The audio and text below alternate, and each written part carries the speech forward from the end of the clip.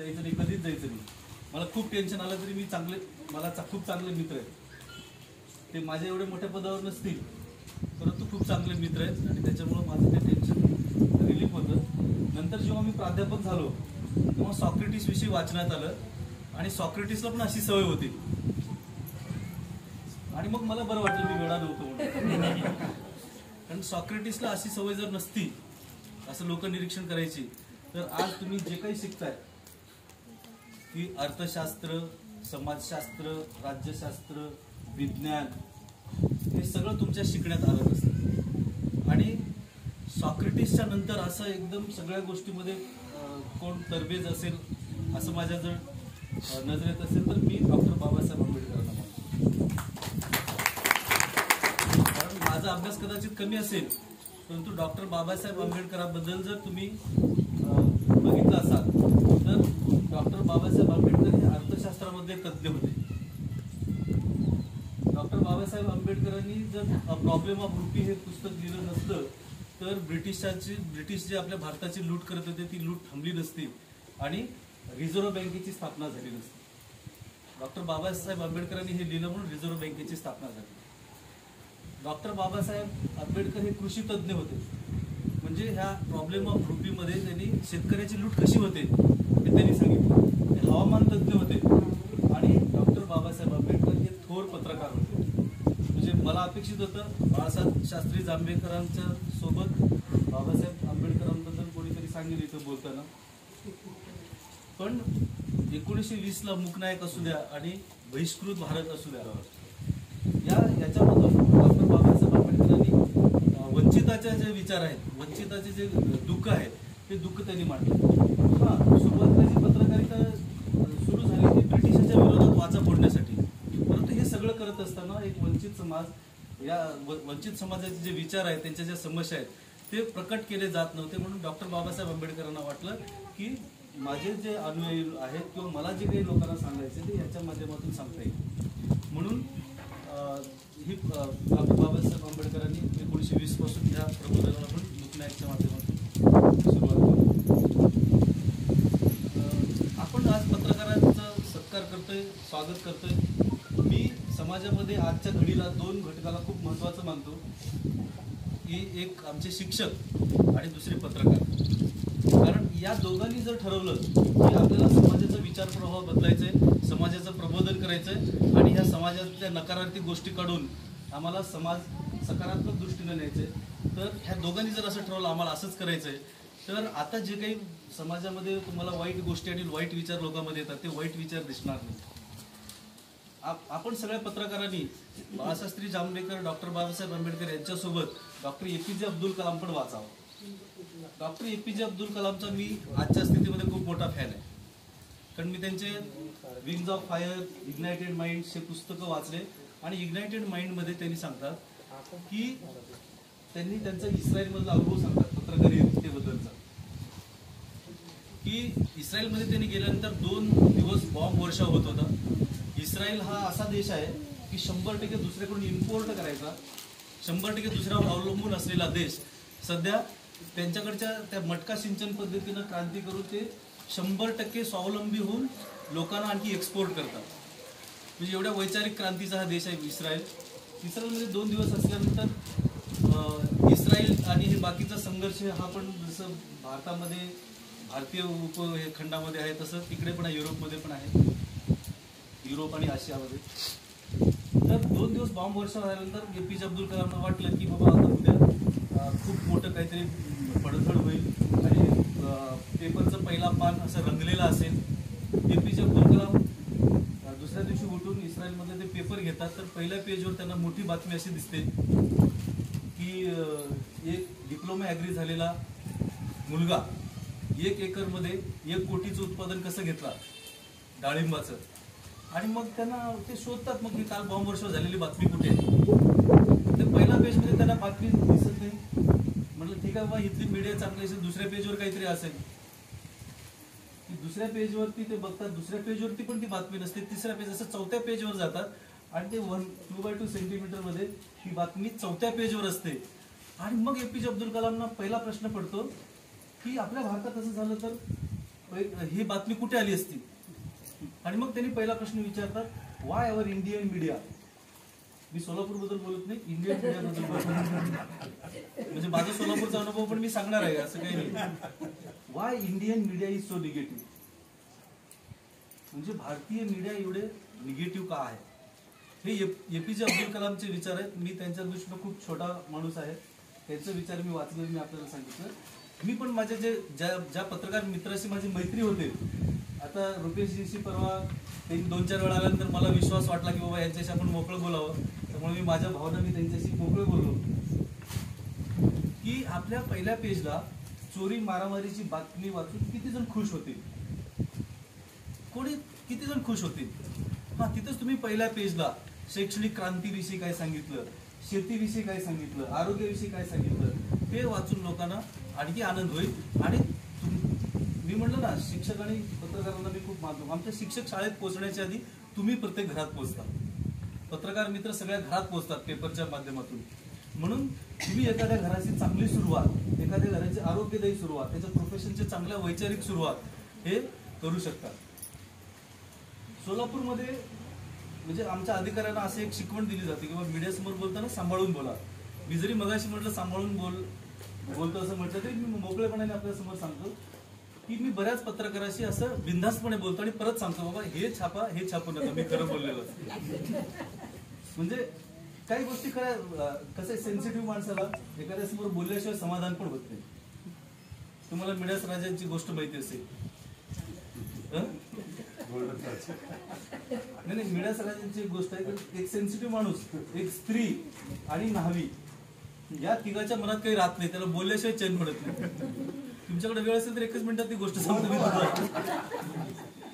म्हणजे हे 3 माणसं खूप सेन्सिटिव्ह, एक न्हावी बार्बर, एक स्त्री आणि तिसरा खूप हळवं मनाचा माणूस, ते पुरुष स्त्री कोणी असतो. माझ्या दुसरीच्या बाईनेही कथा सांगितली, कमल राठोड म्हणून बाई मला जिल्हा परिषद शाळा प्रतापनगर जवळ आहे, तिथे शिकवायला होत्या आणि मोकळेपणाने त्या अशा कथा सांगायच्या की मिडास राजा हा एक महान चांगला राजा होता आणि त्या मिडास राजाला असे गाढवासारखे कान होते आणि ते कोणाला दाखवायचे नाही म्हणून ते नेहमी फेटा बांधायचे. आणि फेटा बांधल्यानंतर ते खूप केस वाढले आणि त्यांना वाटू लागले की आता कटिंग करायला पाहिजे कुठं ना कुठे. मग ते काय करतात की एका बार्बरला, न्हाव्याला बोलवतात आणि त्याला सांगतात की बाबा माझी अशी परिस्थिती आहे, माझ्या जनतेला माहीत नाही की मला गाढवासारखे कान आहेत, म्हणून हे तुलाच फक्त माहिती आहे, मला आणि तुला, आपल्या दोघांनाच माहिती आहे, हे सिक्रेट तू कोणालाही सांगू नको. आणि मग ते त्याला धमकी दिलेली असते राजाने, तू जर हे सिक्रेट बाहेर लोकांना सांगितलं तर तुझी मुंडी सगळी. आणि मग गावातल्या न्हावी माणसाला कशी सवय असते, कटिंग करत करत त्याच्या मुलाचं असं झालं, त्याचा मुलगा नीट शिकत नाही, गावात सगळं गावातला हिशेब गावातल्या न्हाव्याकडे असते. आणि मग सगळे तो असं सांगायचं त्याला सवय. आता पण तुम्ही ऑब्झर्व करा कटिंग करताना, काय सर मग कसं चाललंय, तुमची पोस्टिंग किती वर्ष आहे, आणखी मला पण विचारत जाते तुम्ही कुठं जाता येतं, म्हणजे काय की त्यांचं वैशिष्ट्यच असतं. पण हे ह्याला वाटू लागलं आता मिडास राजाचं सिक्रेट कोणाला तर सांगितल्याशिवाय चैन पडणार नाही, परंतु राजाने सांगितलेलं मात्र त्याला भीती असते. असं करत तो खूप दिवस सहन करतो आणि एके दिवशी त्याच्या पोटात दुखू लागतं की बाबा हे कोणाला सांगितल्याशिवाय जमत नाही. मग कोणाला सांगितलं तर राजापर्यंत बातमी पोहोचणार नाही, माझा मृत्यू अटळ आहे. मग तो बिचारा बार्बर काय करतो, न्हावी काय करतो, रानात जातो, मोठा खड्डा खणतो आणि तिथं जोरजोरात ओरडतो, मिडास राजाला गाढवासारखे कान आहेत, मिडास राजाला गाढवासारखे कान आहेत, असं म्हणून ओरडल्यानंतर सगळं बोलल्यानंतर त्याचं पोट हलकं होतं आणि मग त्याचं तो सगळं हलका होतो. आणि थोड्या दिवसांनी काय होतं की त्या खड्ड्यामध्ये एरंडीचं झाड येतं आणि एरंडीचं झाड आल्यानंतर जसं वारा येईल ते झाड हलते, तसं ते झाड जेवढं वारा कमी तेवढं मिडास राजाला गाढवासारखे कान आहे, त्या झाडातून आवाज यायचा. आणि वारा जर जोरात आला तर जोरात यायचं आणि लोक ऐकायचे सगळे मिडास राजाला गाढवासारखे कान आहे. असं सेन्सिटिव्ह माणसाचं असतं. म्हणून मी तुमच्याशी बोललो की बाबा माझं काय दुःख आहे. सोलापूरमध्ये असं सांभाळून बोलायची मला गरज पडली नाही, कारण त्याचं कारण असं आहे की मी एखाद्याला असं मैत्री भावाने बोलतो आणि त्याला सांगतो बाबा एवढं छापून लावून. एका दुसरा निगेटिव्ह असू शकतो, परंतु सोलापूर विद्यापीठ झाल्यामुळे कदाचित सगळे क्वालिफाईड पत्रकार आहेत, बऱ्यापैकी पत्रकार सगळे बीजे वगैरे होऊन या ठिकाणी आलेले आहेत. दुसरं पत्रकार मित्रांमध्ये मला आणखी जाणवलेलं म्हणजे समाजाबद्दलची आपुलकी. कोकणजींच्या बद्दल मला जर सांगायचं म्हटलं तर त्यांच्यासोबत आम्ही ते आपल्या ट्री प्लांटेशनचे 1000 बाटल्याचं आम्ही एक आमचे मदन पोलके म्हणून मित्र आहेत, शिक्षक आहेत, त्यांच्या माध्यमातून आम्ही ते पाणी वगैरे सुतळीच्या माध्यमातून म्हणजे जास्त दिवस कसं टिकेल झाडं असे म्हणजे निसर्गाचं आवड असणारे पण जर दुसरं आपण लेखन करत जायचं नाही तर आपलं बरेच लोक ऐकणारे असतात. आपण ह्या अशा गोष्टी पण घ्यायचे. दुसरे आमचे विनोद कामतकर जे आहेत दानवेद वगैरे अशी संस्था आहे, म्हणजे पत्रकारितेसोबत या सगळ्या गोष्टी करणारे सुद्धा मित्र आहेत. आपण सर्वांनी नुसतं असं पुरस्कार आणि हे सगळं घेण्यापेक्षा मला इथल्या रहिवासी बंधू भगिनींना पण मला सांगायचं आहे की ट्री प्लांटेशनसाठी खूप चांगली जागा आहे. आपण सगळ्यांनी म्हणजे नागपूरला वगैरे जाऊन यावं. हा बरं वाटलं जाऊन आला, परंतु त्याची अंमलबजावणी पण करणं खूप महत्वाचं आहे. डॉक्टर बाबासाहेब आंबेडकरांनी सांगितलं if you want success you should be narrow minded. Babasaheb आंबेडकरांना काय म्हणायचं होतं त्या वाक्यातून हे एवढं सखोल आपल्याला सांगता येणार नाही, परंतु आपण नॅरो माइंडेड याचा अर्थ कॉन्सन्ट्रेशनली एखादी गोष्ट हातात घेऊन ती पूर्ण करायचं असं नॅरो माइंडेड म्हणजे झापट लावून चाला, एक टार्गेट ठेवून चाला. आपण बऱ्याच वेळा काय होतं की आपण ऐकण्यापुरतं चार्जिंग होतो आणि आपण सकारात्मक होत नाही. आता इथेच बघा ना, ती बिचारी मुलगी बोलली इथे, तिचे 2-3 वाक्य मला खूप छान वाटले, पण आता तुम्ही त्यांच्या सोबत होता, तुम्ही त्यांना म्हणत होता मधलं सगळं गळले. म्हणजे आपण चांगलं काय झालं याची जोपासना करण्यापेक्षा याच्यात राहिलं काय, याच्यात नकारात्मक काय. ती मुलगी इथे येऊन बोलू शकली, छोट्या खूप महत्वाचं सांगितले. आणि अशी छोटे मुलं येऊन बोलत असताना मला खूप कौतुक वाटतं त्यांचं, कारण मी पहिल्यांदा BA सेकंड इयरला असताना 10वी-12वी करून मला काय कळलं, मी दुसऱ्याला बघून घाबरत होतो. आता मला 10,000 माणसासमोर जरी बोलायला लावला तरी ते मी बोलू शकतो थोड्याफार विचाराने. तर आपण सर्वांनी सकारात्मक गोष्टी घ्या, सगळ्या जाती धर्मामध्ये चांगल्या गोष्टी घ्या. नाहीतर या देशामध्ये पुढारलेले कोण आणि मागासलेले कोण असं जर मला विचारलं कोणी तर मी खाजगीमध्ये असं सांगेन की या देशात सगळे मागासलेले आहेत आणि म्हटलं तर सगळे पुढारलेले आहेत. कोण विचारामध्ये मागासलेला आहे, कोण आर्थिकदृष्ट्या मागासलेला आहे, कोण राहण्यामध्ये मागासलेला आहे.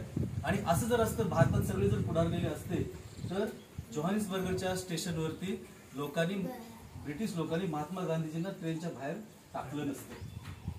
आपल्या देशात जर सगळे पुढारलेले असते तर, कारण आपल्या देशाच्या व्यवस्थेमध्ये महात्मा गांधीजी पुढारलेले होते, पण ब्रिटिशाच्या दृष्टीनं ते मागासलेल्या देशाचे मागासलेले होते. त्यामुळं आपल्याला ही सगळी संधी मिळाली, आपण शिकलेलो आहोत. आपण सगळे विचारांनी पुढारलेले होऊया. कुठं जन्म घ्यायचं हे आपल्या हातात नाही, पण जिथं जन्म घेतलो, ज्या जातीमध्ये जन्म घेतलो त्या जातीचं पण अभिमान आपण बाळगूया. प्रत्येकाने आपापल्या जातीचं आपल्या समाजाचं जर व्यवस्थित केलं, त्याच्यामध्ये जर चांगलं काम केलं तर कोणी कोणाला मागासलं, कोणी कोणाला पुढारलेलं म्हणण्याची आवश्यकता नाही. आपण सगळे एक आहोत. बाबासाहेब आंबेडकरांच्या राज्यघटनेने आपल्याला जीविताचा अधिकार दिलेला आहे घटनेच्या कलम 21 प्रमाणे. आणि घटनेचं कलम 21 हे लोकांना, विद्यार्थ्यांना चांगलं शिक्षण देणं म्हणजेच त्याला जीविताचा अधिकार दिल्यासारखं आहे. शिक्षण आणि जिवंत राहायचा अधिकार हे बाबासाहेब आंबेडकरांच्या राज्यघटनेने आपल्याला दिलेलं आहे. म्हणून आपण सगळे वैचारिकदृष्ट्या एक क्वालिटी लाईफ जगूया, गुणवत्तापूर्ण जीवन जगूया आणि आपल्यासोबतच्या लोकांना पण गुणवत्तापूर्ण जीवन विचार देऊया. एवढे विचार व्यक्त करून मला तुम्ही बोलायची संधी दिली, इथं बोलवलं, सगळ्यांचे मी धन्यवाद मानतो. बऱ्याच वेळा सरांनी त्याच्यावर नाव टाकून पण आम्हाला वेळ मिळतो, आमचं दुसरं काहीतरी प्रोग्राम करतात. आता पत्रकार बंधू इथे येणार आहेत म्हटल्यानंतर माझी 1-2 गोष्टी त्यांच्यापर्यंत मला पोहोचवता येईल. आणि खरंच आता आज माझं मन हलकं झालं. विचार पुन्हा एकदा मी तुमच्यासमोर सांगितलं. सगळ्यांना मी धन्यवाद देतो आणि जरूर आमचं चुकलं